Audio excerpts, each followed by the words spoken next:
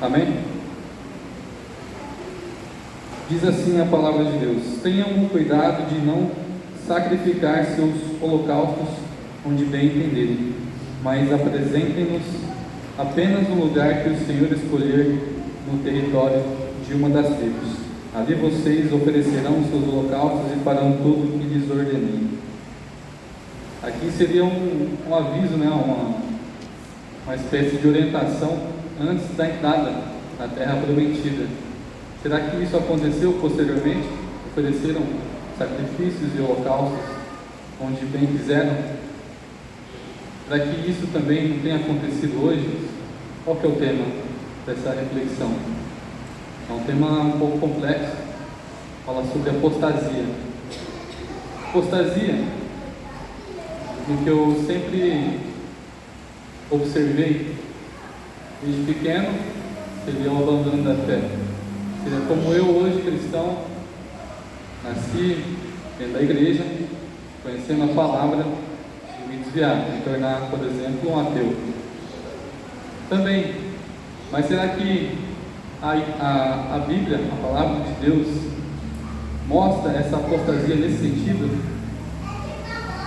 Eu acho que ela aponta para uma apostasia ainda mais sutil, mas tão significativamente maléfica e maligna perante os olhos de Deus.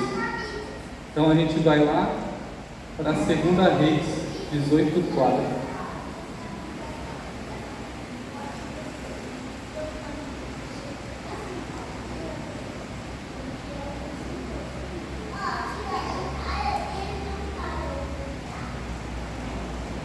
Já vou ler aqui, para não enrolar muito tempo, porque meu propósito não é fazer uma pregação, mas uma reflexão. 2 Reis 18:4. Removeu os santuários idólatras, quebrou as colunas sagradas e derrubou os postes de Azerá. Despedaçou a serpente de bronze que Moisés havia feito, pois os israelitas queimavam incenso para ela. A serpente de bronze se chamava Neustã. Então aqui a gente vê que mesmo na época posterior à construção do templo por Salomão, havia sacrifícios e incensos sendo queimados nos lugares altos. E aí o rei Ezequias vem com algumas das reformas no reino do norte, se não me engano. Ele foi um dos reis que fez essa reforma. Jeú fez no do sul, se não me engano. Aliás, do norte foi Jeú, do sul Ezequias e Josias. E aqui trata do rei Ezequias. Então ele fez essa maneira e trata, vou abordar aqui a figura da Azerá. Era uma deusa cananita que era casada com um deus cananita chamado Babel. E ali o povo de Israel deu um jeitinho israelense. A gente conhece o jeitinho brasileiro, mas lá fizeram um jeitinho israelense. Casaram Deus com essa entidade, Azerá. E assim foi se corrompendo. O povo foi deixando entrar no coração uma espécie de influência dos povos arredores, porque a gente tem que entender também um pouco da cabeça do povo que estava naquela situação, naquela região, naquela cultura. O povo cananeu, o povo saiu do Egito, né? Deus libertou o povo ali da escravidão do Egito. Religião politeísta, foi ali para a terra, cananeus também politeístas. E ali Deus aborda, pensa, Deus, um Deus só, um Deus que, diferente dos outros deuses, é um Deus único, não precisa de esposa como os outros deuses, não precisa de várias esposas. Então, uma sociedade patriarcal, onde fazia sentido várias esposas, vários filhos, que significava poder e autoridade, Deus representava um Deus único, um Deus que era suficiente em si só. Então, era algo que dava um choque de realidade ali nos israelitas.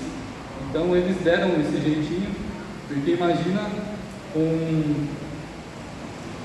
que é, os publicitários da vida vendendo a imagem de um Deus solitário. Não fazia muito sentido naquela cultura, naquele contexto.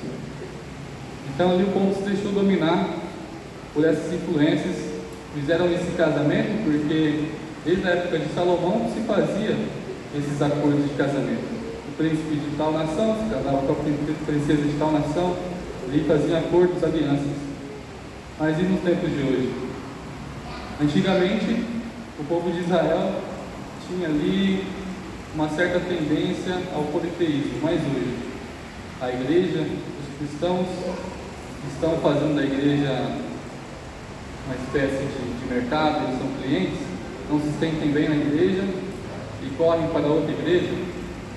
Como que é isso? Tem acontecido isso hoje em dia.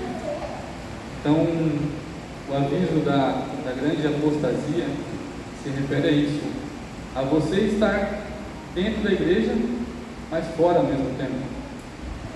Então, é um aviso à igreja. A apostasia tinha muita coisa para falar, mas o tempo não me permite. Mas a respeito do que Elias falou em 1 Reis 18:21, até quando cocheareis entre dois pensamentos? Se Deus é o Senhor, segui a Deus; se é Baal, seguiu. Como numa religião monoteísta, onde Deus é o único, é o alfa, o ômega, o princípio, o fim, antes dele não houve, depois nunca haverá, como havia outros deuses. Então esse jeitinho do povo israelense, eu não posso ter um Deus pagão. 10 mandamentos diz que não terá outros deuses. Então, ou seja, tem outros deuses? Existe um Deus? Então ali, Deus vai falando aos poucos, de maneira progressiva, para que o povo entendesse. O povo saiu do Egito, uma influência politeísta forte, e Jesus foi dando alimento profundo até que chegasse em Isaías. Existe um Deus, o único Senhor, o único Salvador, o Alfa, o Ômega, o princípio e o fim. Então Deus fala uma linguagem humana para que a gente entenda, porque nem tudo é tão fácil como a gente queria. Então Deus vai, vamos supor, rebaixando um pouco o linguajar dele para que a gente entendesse o que ele quis dizer com isso. Então que a gente não se venha influenciar com essa entidade que antes era a Será nos dias de hoje. O que é a Será nos dias de hoje? Cabe cada um avaliar. O que faz você buscar um cristianismo alternativo, aquilo que te convém? Para que te convém hoje ser um cristão virtual, onde me convém ficar atrás do computador, atrás de uma tela, e louvar e adorar a Deus desse modo, dessa maneira? Eu digo que não. Então faça o seu papel. Então, vamos pegar o exemplo de Caim e Abel. Sacrifício de Caim e Abel. Qual foi o sacrifício aparentemente mais bonito? De Caim ou de Abel?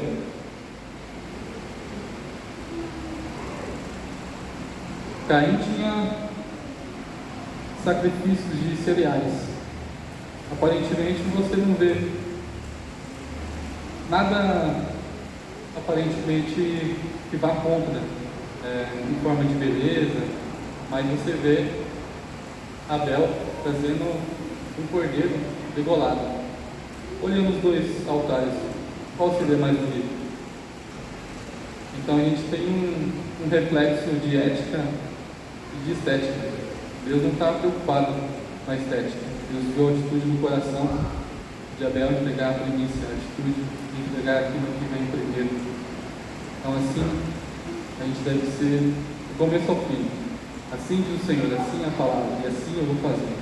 Não importa as influências, eu vou seguir isso até o fim. Amém? Amém.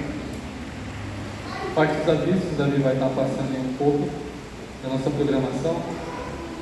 Primeiro culto da semana.